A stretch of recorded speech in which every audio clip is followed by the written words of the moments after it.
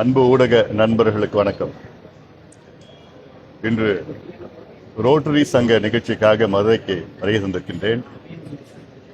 தமிழ்நாட்டில் இன்றைய நிலையில் அன்றாடம் பல வகையான போராட்டங்கள் நடைபெற்று வருகின்றன. திமுக அரசை எதிர்த்து குறிப்பாக ஒரு பக்கம் ஆசிரியர்கள் போராடி வருகிறார்கள். அதில் இளநில ஆசிரியர்கள் ஒரு பக்கம், உதவி பேராசிரியர்கள் ஒரு பக்கம், அதே போன்று துப்புரவு பணியாளர்கள் ஒரு பக்கம் போராடி வருகிறார்கள். அரசு ஊழியர்கள் ஒரு பக்கம் போராடி வருகிறார்கள். செவிலியர்கள் ஒரு பக்கம் போராடி வருகிறார்கள். மருத்துவர்கள் ஒரு பக்கம் போராடி வருகிறார்கள். பெற்றோர்கள் ஒரு பக்கம் போராடி வருகிறார்கள். மாணவர்கள் போராடி கொண்டிருக்கின்றார்கள்.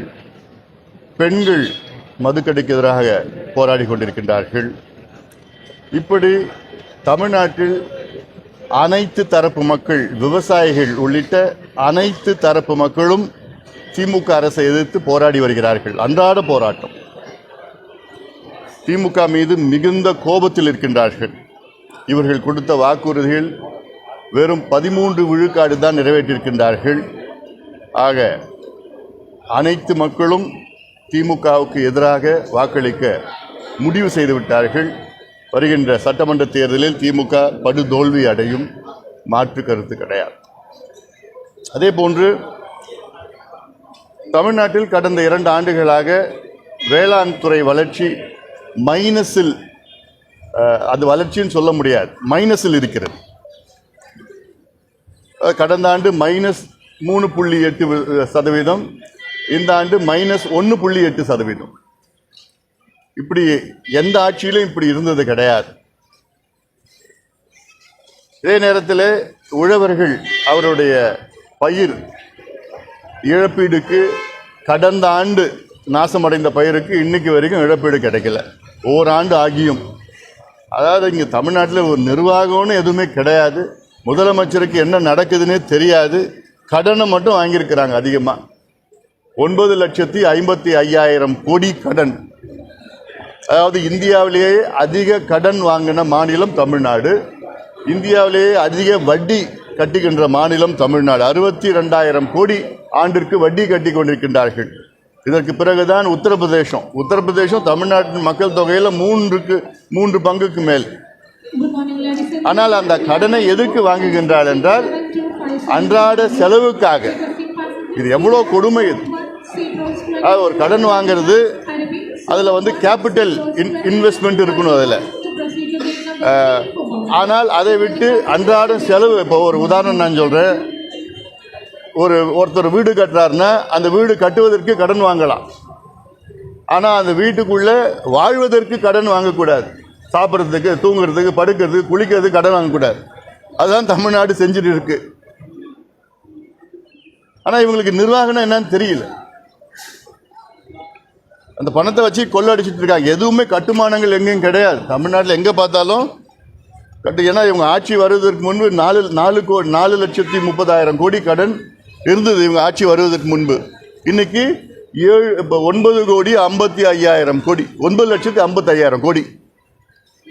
எவ்வளோ அநியாயம்! அதே போன்று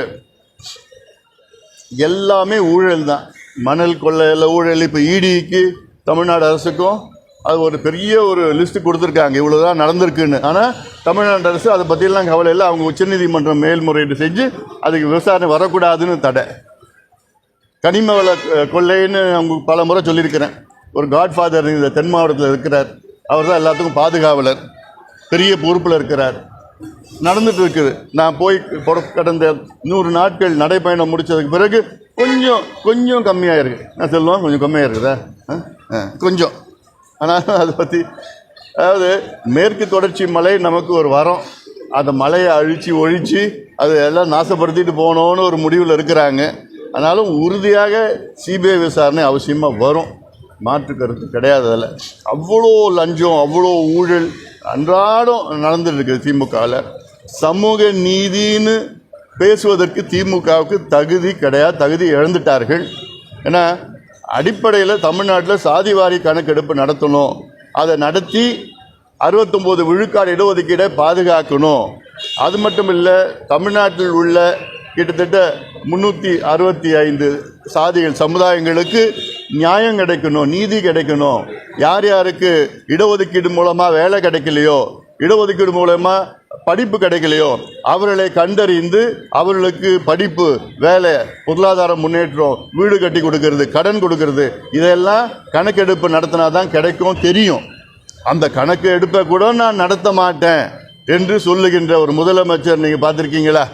தமிழ்நாட்டில் இருக்கிறார். அவர் பேர் தான் மு.க. ஸ்டாலின். இதே கணக்கெடுப்பு ஆந்திராவில் எடுத்துட்டு இருக்காங்க. தெலுங்கானா எடுத்து முடிச்சிட்டாங்க. கர்நாடகாவில் 2 முறையாக எடுத்து முடித்து விட்டார்கள். ஒரிசாவில் எடுத்துட்டு இருக்கிறாங்க, பீகாரில் முடிச்சுட்டாங்க, ஜார்க்கண்டில் எடுத்துட்டு இருக்கிறாங்க. அங்கே சமூக நீதியை நிலைநாட்டுகின்ற அரசு அங்கே இருக்கிறது.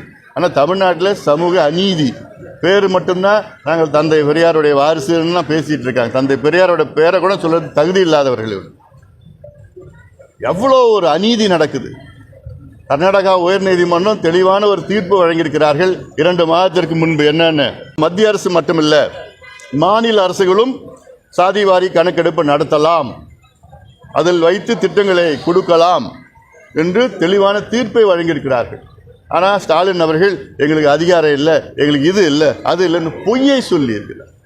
என்ன பிரச்சனை உங்களுக்கு? கணக்கெடுப்பு நடத்துவதற்கு என்ன பிரச்சனை? எவ்வளோ பெரிய பிரச்சனைகள் தீரும், தமிழ்நாட்டில் தீரும். அதனால் இவ்வளோ அநியாயம் நடந்து கொண்டிருக்கின்ற ஒரு ஆட்சி.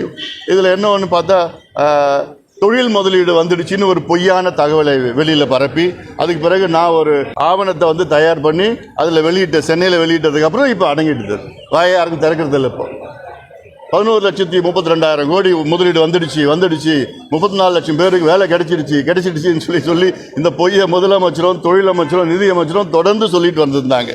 அப்புறம் ஒரு புத்தகம் போட்டோன்னு அடங்கிட்டாங்க, வாயை இப்போ திறக்கிறது கிடையாது. 80% வந்துடுச்சு, 90% வந்துடுச்சு. எவ்வளோ தெரியுமா வந்திருக்குது? 8.8 விழுக்காடு தான், 8.8% தான் தொழில் முதலீடு வந்திருக்கு. 1 லட்சம் கோடிக்கு கம்மியாக வந்திருக்குது. அதில் தமிழ்நாடு அரசு அமைச்சரவையில் ஒப்புதல் அளித்தது பார்த்தீங்கன்னா கிட்டத்தட்ட 1,56,000 கோடிக்கு தான் ஒப்புதல் கொடுத்துருக்குறாங்க. அப்புறம் எப்படி 11 லட்சத்துக்கு மேலே வந்திருக்குன்னு எப்படி பொய்ய சொல்கிறீங்க? இது பொய்யான ஒரு ஆட்சி நடந்துட்டு இருக்காங்க. நிச்சயமாக இந்த தேர்தலில் படுதோல்வி அடையும் திமுக, படுதோல்வி அடையும். அதில் நம்ம பார்க்க தான் நம்ம போகிறோம். அதனால் இது மக்களுடைய நிலவரம் இது. அதனால் இன்னும் இருக்கிற ஒரு 2 மாதத்துலையாவது நல்லது கொஞ்சம் பண்ணிட்டு போங்க. இந்த கணக்கெடுப்பு நடத்துங்க, விவசாயிகள் பிரச்சனை தீருங்க. நீங்கள் கொடுத்த வாக்குறுதி கொடுத்தீங்க, அரசு ஊழியர்களுக்கு பழைய ஓய்வூதியத்தை கொடுப்போம் என்ற வாக்குறுதி, செவிலியர்களுக்கு வாக்குறுதி, துப்புரவு பணியாளர்களுக்கு வாக்குறுதி. ஏன்னா எல்லாமே நீங்கள் ப்ரைவேட்டைஸ் பண்ணிட்டு இருக்கீங்க, தனியார் மயமாக்கிட்டு இருக்கீங்க. போக்குவரத்து துறையை பார்த்தீங்கன்னா நீங்கள் தனியார்கிட்ட பேருந்து வாங்கலான்னு ஒரு சட்டம், ஒரு ஆணை. அப்போ என்ன, எதுக்கு தான் நீங்கள் இருக்கிறீங்க? எல்லாத்தையும் வித்துட்டு போகிறது, தனியார்கிட்ட ஒப்படைச்சிட்டு போகிறதுக்காக நீங்கள் இருக்கிறீங்க. என்ன அரசாங்கம் இது? கேள்விகள் என்ன இருக்காப்பா? நிச்சயமாக இருக்காதுன்னு நினைக்கிறேன். விரைவில் எங்கள் கூட்டணியை நாங்கள் அறிவிப்போம். பேச்சுவார்த்தை அதான் விரைவில், இன்னும் 2 மாதம் இருக்குல்ல, அறிவிப்போம். பேசிக்கிட்டு இருக்கிறோம், பேச்சுவார்த்தையில் இருக்கிறோம். ஆனால் நான் மறுபடியும் சொல்கிறேன், இந்த தேர்தலில் திமுக படுதோல்வி அடையும், எங்கள் கூட்டணி மிகப்பெரிய வெற்றி அடையும். அது மட்டும் நான் உறுதியாக சொல்கிறேன். நான் இன்னைக்கு கூட்டணி எதை பற்றியும் என்னால் பேச முடியாது. உறுதியாக இன்னும் கொஞ்சம் நாளில் கூட்டணி முடிவாகும். பெரிய கூட்டணி, நல்ல பலமான கூட்டணி, மெகா கூட்டணி முடிவாகும். எங்கள் கூட்டணி நிச்சயமாக வெற்றி பெறும்.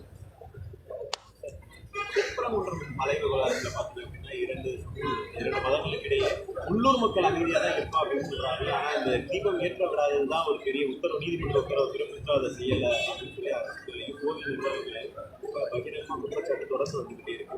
உள்ளூர் மக்களும் போராட்டம். அதாவது ஆன்மீகத்தை வைத்து அரசியல் செய்யக்கூடாது, அதுதான் ஒரு நிலைப்பாடு. அதெல்லாம் அதே வேளையிலே நீதிமன்றம் ஒரு தீர்ப்பை வழங்கியிருக்கிறார். அந்த தீர்ப்பையும் மதிக்க வேண்டும், அரசு மதிக்க வேண்டும். அதாவது சட்டம் ஒழுங்கு இல்லாமல் பிரச்சனை இல்லாத ஒரு சூழல் உருவாக்கணும். விரைவில் அறிவிப்போம், விரைவில் சீக்கிரமா சொல்லிடுறோம்.